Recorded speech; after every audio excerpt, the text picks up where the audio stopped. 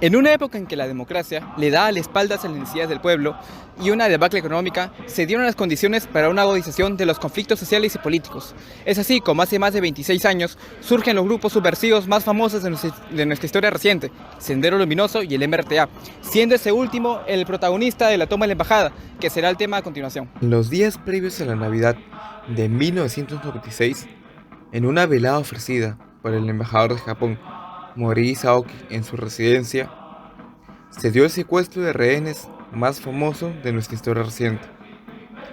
14 terroristas fuertemente armados, miembros del MRTA, secuestraron a 800 asistentes a la velada, donde se encontraban familiares del presidente Fujimori, generales, empresarios y demás personajes influyentes de la sociedad y política peruana. Al no poder mantener un control efectivo sobre la cantidad inicial de rehenes, es que deciden soldar a las mujeres y personajes de menor jerarquía social, quedándose con 72, los mismos que tendrían que esperar 126 días en cautiverio hasta la ejecución de la operación Chavín de Huántar. Esta operación combinó a los servicios de inteligencia con las fuerzas especiales del ejército peruano. Gracias a un trabajo en conjunto, lograron dar génesis a una de las operaciones de rescate de rehenes más exitosas en la historia mundial. En la operación perdieron la vida 2 comandos y un rehén, además de todos los terroristas. Hay diversos análisis que tratan acerca de la actuación del Estado peruano ante esta situación, pero lo cierto es que no se podía ceder ante las exigencias de Néstor Serpa y sus camaradas. En el país, por un lado, se venía presentando un incremento notable de corrupción por parte de la clase política, y por el otro lado el prestigio social y la popularidad del presidente de la nación, Alberto Fujimori, iba en descenso.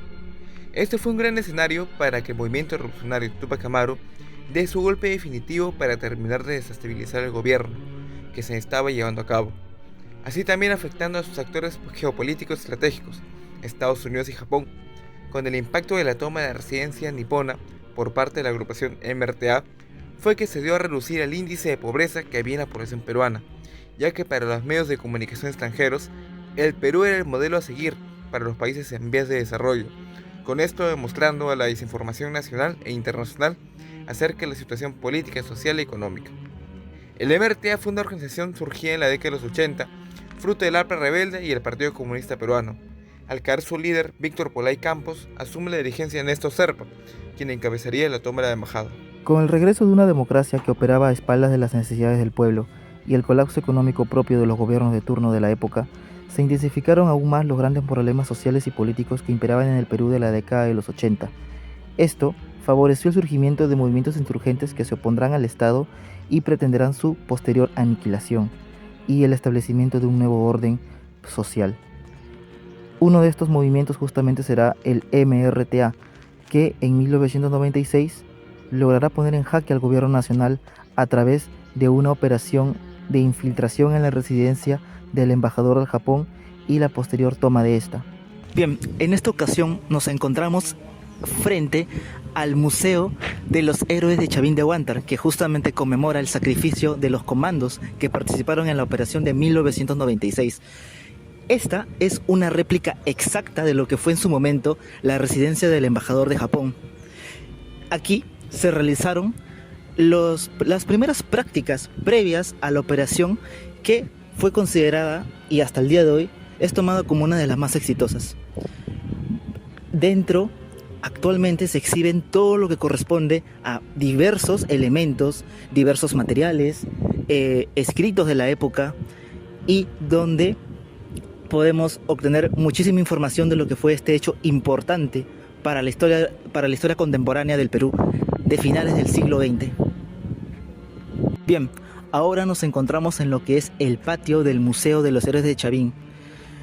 Paralelamente a lo que fue la residencia del embajador, es justamente aquí donde se realizó una festividad para conmemorar el natalicio del emperador japonés. Muchas figuras importantes se reunieron en este lugar, políticos de alto rango, militares, así como también figuras del mundo empresarial. Los terroristas se infiltraron a través de la fachada de una ambulancia y se dirigieron por una de las zonas aledañas a la propiedad. Lograron dinamitar una de las paredes, originando un forado, y por allí se introdujeron con todas sus armas, granadas, así como también diferentes tipos de elementos que le permitirían justamente someter a todas estas personas aquí reunidas. Es de esta forma en que logran poner en jaque al gobierno del entonces presidente Alberto Fujimori, y así de esta manera inicia la larga odisea que durará hasta el éxito de la operación Chavín de Huántar. Bien, ahora nos encontramos en lo que fue en su momento en la residencia original, la denominada sala de prensa. Es aquí donde los terroristas, liderados por Néstor Serpa Cartolini, establecían las exigencias hacia el gobierno central, así como también la prensa local e internacional. Entre sus requerimientos podemos encontrar, por ejemplo, el hecho del intercambio de los 400 terroristas que se encontraban presos por todos los rehenes que habían sido capturados. Otro también de los requerimientos fue justamente la creación de una zona de exclusión en la selva, donde los terroristas puedan tener libre movimiento. Y también el cambio del modelo económico neoliberal por un modelo socialista. Es justamente aquí como podemos observar a la prensa entrevistando, ¿no?, a lo que son los subversivos. Estos daban declaraciones y exigían de forma contundente la renuncia del presidente, así como también diversos tipos de situaciones que ellos querían demostrar con la toma de la residencia del embajador. Entre las principales figuras de las cuales los terroristas exigían su pronta liberación al gobierno, tenemos a la norteamericana Lori Berenson, así como también a la esposa de Serpa Cartolini, Nancy Gilbonio. Esta operación tuvo una planificación y preparación de entre 110 a 120 días, la cual debía estar en secreto, ya que los japoneses preferirían que se entregara lo que los terroristas pedían, a que se tome una acción militar. Y también existía la posibilidad de filtración de información, lo cual sería perjudicial para el rescate. Por eso es que solamente tendrían conocimiento de esta operación los que participarían de esta. Se planeó la construcción de una réplica de la residencia para tener mayor precisión en los entrenamientos. Sin embargo, hubo ciertas complicaciones, ya que no se tenían los planos de la residencia ni de cómo estaban distribuidos los muebles del lugar. Pero gracias a la esposa del embajador, a un arquitecto y sobre todo a la infiltración de algunos comandos como periodistas extranjeros en la residencia, el día 31 de diciembre de 1996 se tomó con mayor precisión las dimensiones del lugar.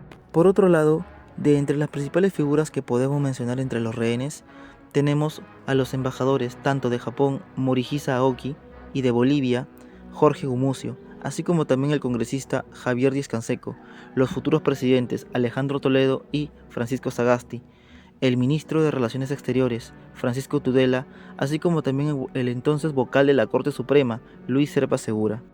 Estos personajes, debido a su gran importancia política, servirán justamente como un contraseguro por el MRTA frente a cualquier tipo de situación emprendida por el gobierno en contra de este grupo terrorista.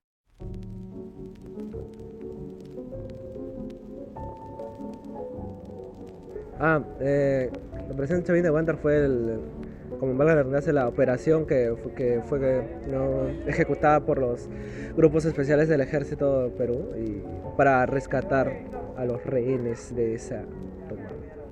Yo creo que no hubo abuso de poder, no era necesario la fuerza porque se estaba peleando con una gran problemática que de esos entonces que era el terrorismo. El trabajo de inteligencia fue fundamental, no solamente en la construcción de una réplica, sino en la información que se podía conseguir de dentro de la residencia. ¿Pero cómo?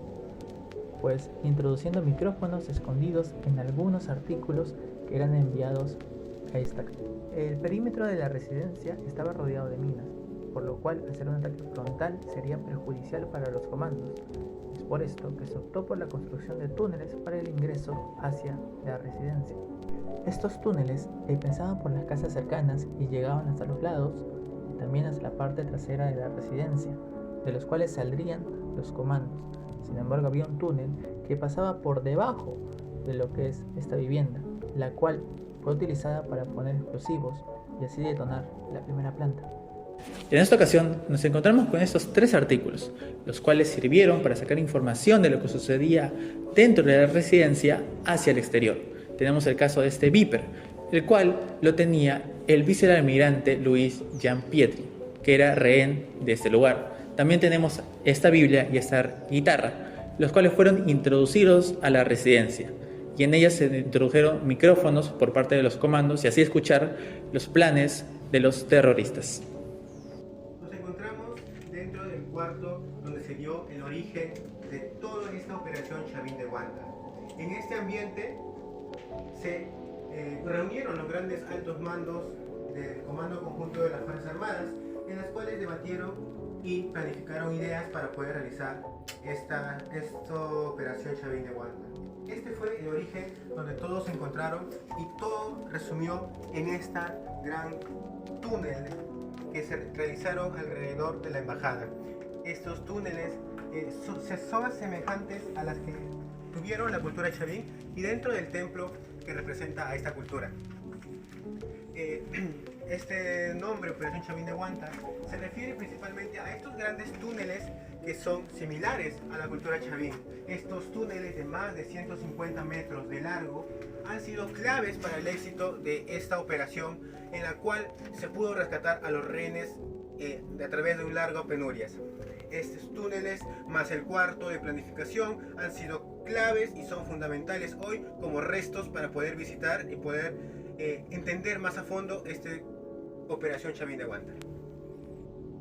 Aquí tenemos un forado dejado por las prácticas militares, utilizando explosivos. Estos explosivos tenían la intención de acabar con la mayor cantidad de terroristas. Como se pueden ver, no fueron tanta por el hecho de que en la parte superior, si bien se ve que está un poco destruida, no llegó a pasar, ya que el objetivo era detonar la parte baja, la primera planta. El 22 de abril de 1997 se llevó a cabo la Operación Chavín de Guanta. Los comandos llevaban un casco con una cinta verde para diferenciarse con los terroristas. Además, no contaban con chalecos antibalas, ya que al ser muy pesado, dificultaría con la operación. Érase las 15:23 horas cuando se dieron las condiciones necesarias para llevarse a cabo la operación. Los rehenes estaban en el segundo piso y la mayoría de los terroristas estaban en el primer piso jugando fútbol. Fue así como se dio el inicio de esta operación, cuando el rehén, el vicealmirante Gianpietri, dio la señal con su frase "Mari está enfermo". En medio de la operación, el comandante Juan Valer Sandoval sería herido tras proteger al canciller Francisco Tudela. Sin embargo, el comando, unos minutos después, fallecería.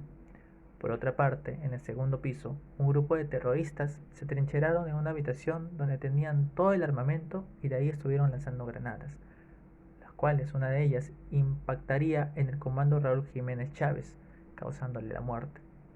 También el rehén Carlos Bustos Acuña sería herido por un terrorista al avisarle a un comando de su ubicación. Lastimosamente, fallecería en el hospital.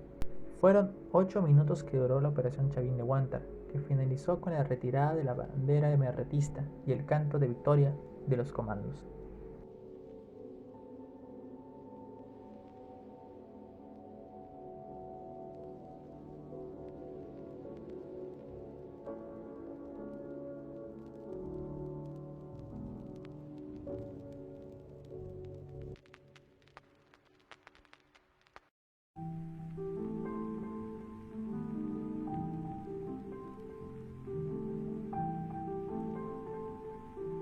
Actualmente, el lugar de la residencia se encuentra desierta y no fue reconstruida una nueva vivienda allí, ya que para los japoneses era de mala suerte restaurar un espacio donde hubo fallecidos.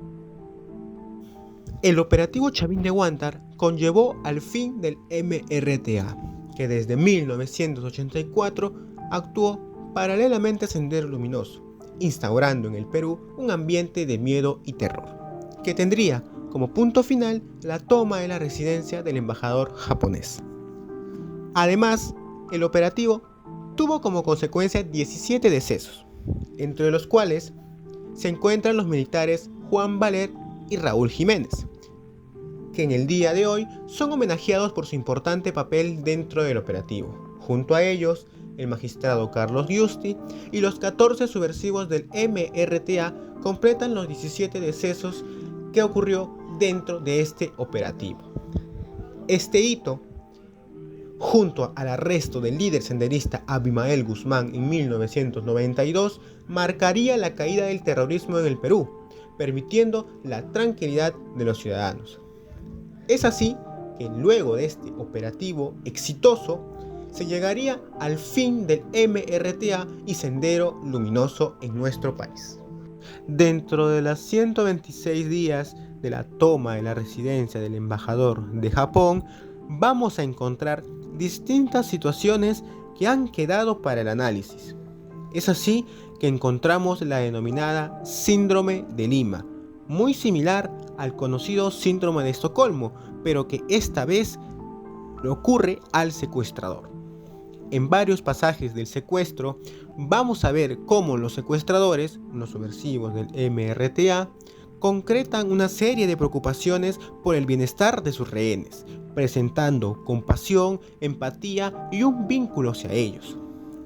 Esta preocupación se relaciona con el hecho de que los terroristas del MRTA liberaran a una gran cantidad de rehenes y además buscaran el bienestar de los 72 rehenes que aún se quedaban en la residencia. Es así que este síndrome de Lima, posteriormente estudiado por el ámbito de la psicología, aparecería mundialmente por su gran relación con el síndrome de Estocolmo, un hecho que sucedió dentro de esta toma de la residencia del embajador de Japón. Luego de la exitosa operación Chavín de Huántar y la posterior liberación de los rehenes de la residencia, surgieron distintos temas que dieron mucho que hablar, y principalmente en cómo se realizó la operación dentro de la residencia. A partir de unas declaraciones a la prensa en diciembre de 2000 y una carta remitida al Poder Judicial en el 2001, se presentaron dudas sobre las circunstancias en las que murieron los emerretistas Eduardo Cruz, Herman Meléndez y Víctor Peceros, y surgía la duda si estos fueron objeto de ejecuciones extrajudiciales. Este hecho fue llevado hacia una corte, la cual delimitaría lo que sucedió judicialmente.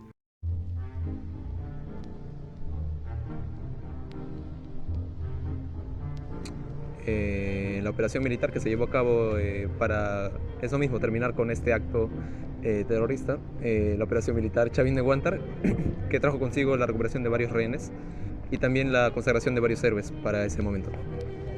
Abuso hay siempre, creo que no podría decirse que no o sí, pero creo que la intención no fue esa. Sin embargo, todo se quedó opacado en el momento que se llevó a cabo esta operación y que finalmente concluyó con el rescate de los rehenes, que conclusión fue exitosa.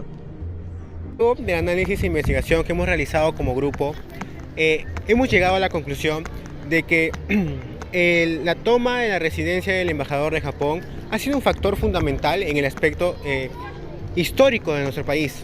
El movimiento revolucionario de Tupac Amaru, quien buscaba la reivindicación de distintos puntos en nuestra sociedad, ellos mostraban, pedían sus distintos requisitos para que puedan soltar a los rehenes, y esto se relaciona con el contexto en el cual se vivía durante esos años. El Perú vivía un contexto muy movido en cuanto a lo que es social, político y económico, a lo cual hoy en día lo político se ve que está muy alterado. Este ha sido el trabajo del grupo número 3 acerca de la toma de la residencia del embajador de Japón, en la cual esperemos que haya sido muy provechoso para ustedes y para usted, profesor. Muchas gracias.